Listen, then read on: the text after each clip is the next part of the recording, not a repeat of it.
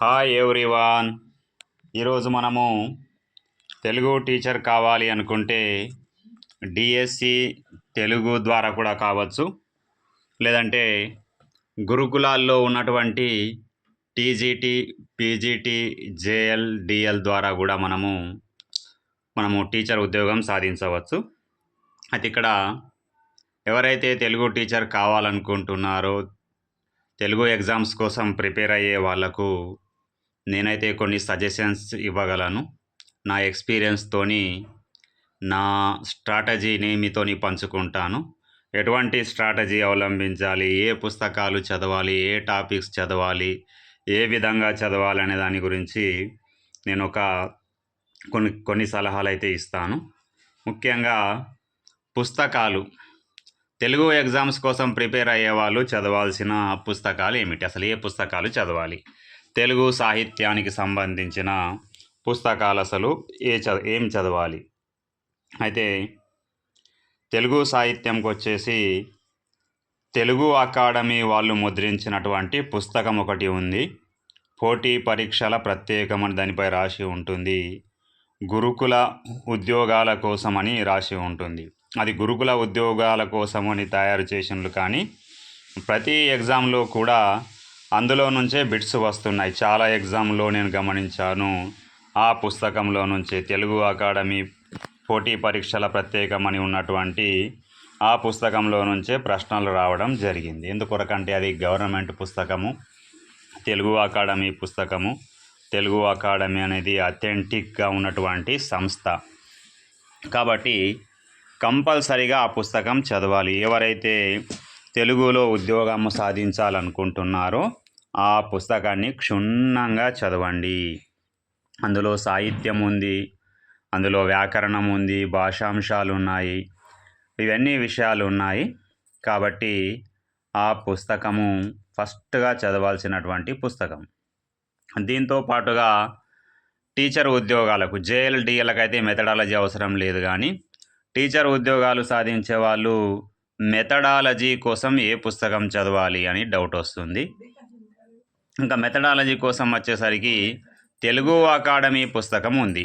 అది చాలా బాగుంటుంది. దాంట్లో నుంచే వాళ్ళు ప్రశ్నలు తయారు చేసేవాళ్ళు ప్రశ్నల్ని దాంట్లో నుంచే తయారు చేస్తారు. కాబట్టి ఆ పుస్తకంలో సెలెక్టివ్గా టాపిక్స్, ఏ టాపిక్ నుంచి క్వశ్చన్స్ వస్తున్నాయో ఒకసారి ప్రీవియస్ పేపర్లను చూడండి. ఆ టాపిక్స్ నుంచే క్వశ్చన్స్ వస్తాయి. ఉదాహరణకు బోధనా పద్ధతులని ఉంది. ఈ బోధనా పద్ధతుల నుంచి చాలా ప్రశ్నలు వస్తుంటాయి. మూల్యాంకనం అనే పాఠం ఉంది. మూల్యాంకనం నుంచి చాలా క్వశ్చన్స్ వస్తుంటాయి.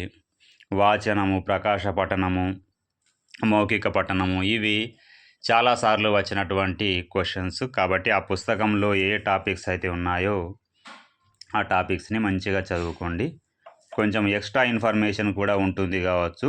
ఆ ఎక్స్ట్రా ఇన్ఫర్మేషన్ను చదవకండి, కానీ ఏ ఏరియా నుంచి అయితే క్వశ్చన్స్ వస్తున్నాయో ఆ ఏరియాలు మాత్రం బాగా సెలెక్టివ్గా చదవండి. ఇంకా పోతే మనకు సాహిత్యము, లిటరేచర్ అని ఉంది. లిటరేచర్కు చెప్పాను నేను, తెలుగు అకాడమీ పుస్తకం ఉంది. మరి ఆ ఒక్క బుక్ సరిపోతుందా అంటే దాంతోపాటుగా కొన్ని ఇతర పుస్తకాలు కూడా చదవాల్సి ఉంటుంది. ఆ పుస్తకాలలో ముఖ్యమైనవి ఏమిటి అంటే తెలుగు అకాడమీ వాళ్ళే ముద్రించినటువంటి ఇంకోటి జానపద సాహిత్యము, జానపద విజ్ఞానం అనే పుస్తకం ఉంది. అది కూడా చదవండి. ఎందుకోసం అంటే అది ఒక మెయిన్ టాపిక్. మీరు ఏ ఎగ్జామ్ రాసినా, ఈవెన్ టీచర్గా మన లాంగ్వేజ్ పండిట్ రాసిన, స్కూల్ అసిస్టెంట్ రాసిన, TGT, PGT, JL, DL, net, set ఏది రాసినా కానీ ఈ జానపద సాహిత్యం నుంచి చాలా ప్రశ్నలు వస్తాయి. కాబట్టి తెలుగు అకాడమీ వాళ్ళ యొక్క జానపద సాహిత్యం అనే పుస్తకం ఉంది. అది కంపల్సరీగా చదవాల్సిందే. ఇంకా దాంతో పాటుగా చదవాల్సిన పుస్తకాలు మద్దిలేటి సార్ యొక్క పుస్తకం ఉంది. మద్దిలేటి సార్ యొక్క పుస్తకము తెలుగు అభ్యాస దీపిక సంథింగ్ ఏదో పేరుతో ఉంటుంది. ఆ పుస్తకాన్ని చదవండి. చాలా పెద్దగా ఉంటుంది. అందులో ప్రీవియస్ క్వశ్చన్స్ కూడా ఇచ్చిండు. చాలాసార్లు రిపీట్ అయిన క్వశ్చన్స్ కూడా మెన్షన్ చేశారు. వెనకాల ప్రీవియస్ క్వశ్చన్స్ కూడా ఉన్నాయి. అది నేను చదివిన పుస్తకము, అది బాగుంది, అది చదవండి. కాంపిటేటివ్ పర్పస్లో రాశాడు, కాంపిటేటివ్ ఎగ్జామ్స్ ఓరియంటెడ్గా రాశారు. అది బాగుంది. ఇంకా దానితో పాటుగా దేవిరెడ్డి రామకృష్ణారెడ్డి యొక్క పుస్తకాలు ఉన్నాయి. ఇవి 4-5 వాల్యూమ్స్ ఉన్నాయి. 4 వాల్యూమ్స్ వస్తాయి కావచ్చు తెలుగుకు సంబంధించి. ఈ 4 పుస్తకాల్లో నుంచి సాహిత్యానికి సంబంధించి 2 పుస్తకాలు ఉన్నాయి. ఒకటి తెలుగు కవుల గురించి ఒక పుస్తకం రాశాడు. రెండవ పుస్తకం వచ్చేసి నవల, నాటకము, కథ, కథానిక, ఈ ప్రక్రియలు ఉన్నాయి కదా, ఈ ప్రక్రియల పైన ఒక పుస్తకం రాశారు. అట్లా 2 పుస్తకాలు సాహిత్యానికి సంబంధించి ఉన్నాయి. ఇంకోటి మూడవది వచ్చేసి భాషా శాస్త్రము, వ్యాకరణానికి సంబంధించిన పుస్తకం ఉంది. నాలుగవది మెథడాలజీకి సంబంధించి ఉంది కావచ్చు. అయితే ఈ 3 పుస్తకాలు మాత్రం సాహిత్యానికి సంబంధించిన పుస్తకాలు, దీంతో పాటుగా వ్యాకరణము, భాషా శాస్త్రానికి సంబంధించిన పుస్తకం ఉంది. అవి చదవండి, బాగున్నాయి. అంటే కంపల్సరీ కాకున్నా కానీ చదివితే మనకు కొంచెం ఇన్ఫర్మేషన్ అయితే తెలుస్తుంది, కొన్ని విషయాలు అయితే తెలుస్తాయి. ఓకే, ఈ పుస్తకాలు సరిపోతుంది. ఇంకా ఇంతకంటే ఎక్కువ చదవాల్సి ఉంటే చదవచ్చు, కానీ ఇక ఇవైతే తప్పనిసరిగా చదవాల్సిన పుస్తకాలు. పోతే ద్వానాశాస్త్రి పుస్తకం ఉంది, నాగయ్య పుస్తకం ఉంది. అవి కూడా స్టాండర్డ్ పుస్తకాలే, కానీ అవి కొద్దిగా డెప్త్గా ఉంటాయి, లోతుగా ఉంటాయి. కాబట్టి సమయం ఉన్నవారు ఆ పుస్తకాలని కూడా చదివి ఇంపార్టెంట్ పాయింట్స్ని అండర్లైన్ చేసుకోవచ్చు. ఇంకా సమయం లేకపోతే మాత్రం ఈ పుస్తకాలు సరిపోతాయి. నేను ఇంతవరకు చెప్పిన పుస్తకాలు ఏవైతే ఉన్నాయో అవి ఎనఫ్. ఇంకపోతే ఎట్లా చదవాలి?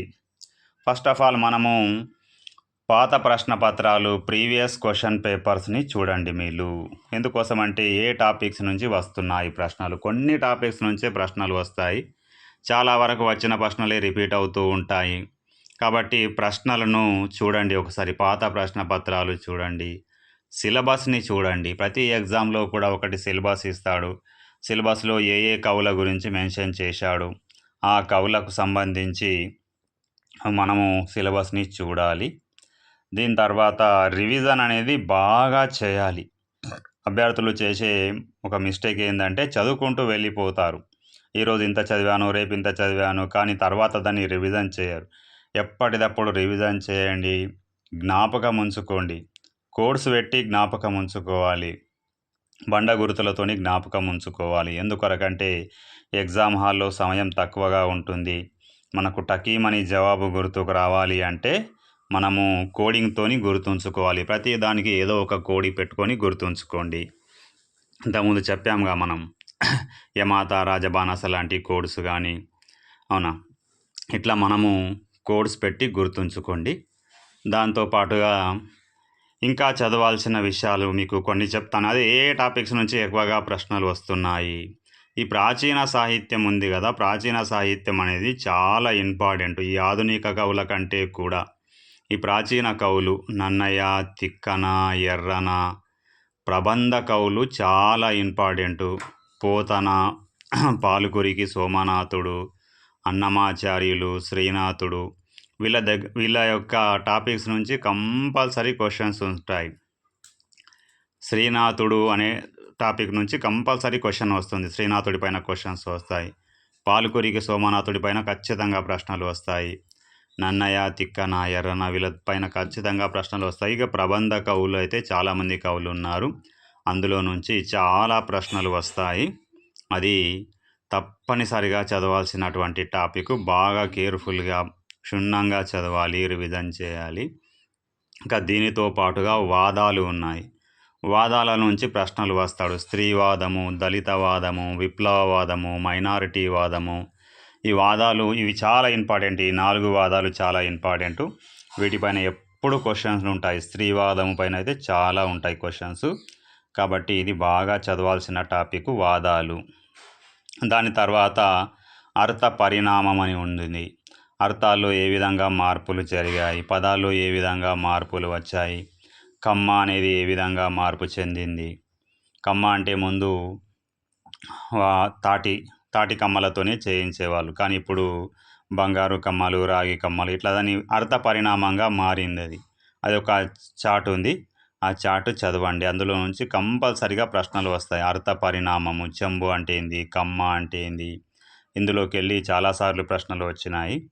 ఇంకా దీంతో పాటుగా ఆదాన ప్రదానాలు అంటే అన్య భాషా పదాలు తెలుగు భాషలోకి వచ్చాయి. ఫ్రెంచి పదాలు, ఉర్దూ పదాలు, పోర్చుగీసు పదాలు, ఈ ఏ పదాలు ఎక్కడి నుంచి తీసుకున్నారు అవి ఒక టాపిక్ ఉంది. అందులో నుంచి చాలాసార్లు ప్రశ్నలు వచ్చినాయి. టమాటా అనేది పదము, సబ్బు అనే పదము, మేజు అనే పదము, ఇటువంటి కొన్ని పదాలు ఉన్నాయి. అవన్నీ కూడా అన్య భాషా పదాలు. అవి తెలుగు భాషలోకి ఎట్లా వచ్చాయి, ఏ భాషా పదము, మరాఠీ పదం ఏంటిది, అరబ్బీ పదం ఏంటిది, అవి ఆ టాపిక్ చాలా ఇంపార్టెంటు. దానితో పాటుగా మాండలిక పదాలు, తెలంగాణ మాండలికము, రాయలసీమ మాండలికము, మన మధ్యాంధ్ర మాండలికము, తూర్పు మాండలికము, పూర్వాంధ్ర మాండలికము అంటారు. మొత్తం తెలుగు మాట్లాడే ప్రాంతాన్ని 4 మండలాలుగా విభజిస్తారు. ఉత్తర మండలం, దక్షిణ మండలం, మధ్య మండలము, తూర్పు మండలం. ఈ 4 మండలాల యొక్కలో ఇక్కడ ఒక్కో పదాన్ని ఏ విధంగా పిలుస్తారు. ఇది చాలాసార్లు ప్రతి ఎగ్జామ్లో కంపల్సరిగా క్వశ్చన్స్ వస్తాయి దీనిపైన. అవునా, ఇది లేకుండా క్వశ్చన్ పేపర్ అనేటువంటిది ఉండదు. కాబట్టి ఇది బాగా చదవండి. సొరకాయ, ఆనగంకాయ, అవునా, గడ్డపార, పలుగు, ఇవి ఉన్నాయి కదా ఈ పదాలు, ఇవి చాలాసార్లు పరీక్షల్లో అడిగాడు. ఇంకపోతే జానపద సాహిత్యము, జానపద సాహిత్యం నుంచి కూడా కంపల్సరిగా క్వశ్చన్స్ వస్తాయి. ఈ బిరుదురాజు రామరాజు కానీ ఇంకా ఇతర జానపద సాహిత్యవేత్తలు ఉన్నారు, వాళ్ళ గురించి నేదునూరి గంగాధరం, వీళ్ళ గురించి ఎప్పుడు అడుగుతుంటాడు. పాశ్చాత్య జానపద శాస్త్రవేత్తలు ఉన్నారు, వాళ్ళ గురించి కూడా అడుగుతూ ఉంటాడు. అది చదవండి. దీనితో పాటు సంస్కృత సాహిత్యంలో నుంచి కూడా ప్రశ్నలు వస్తాయి.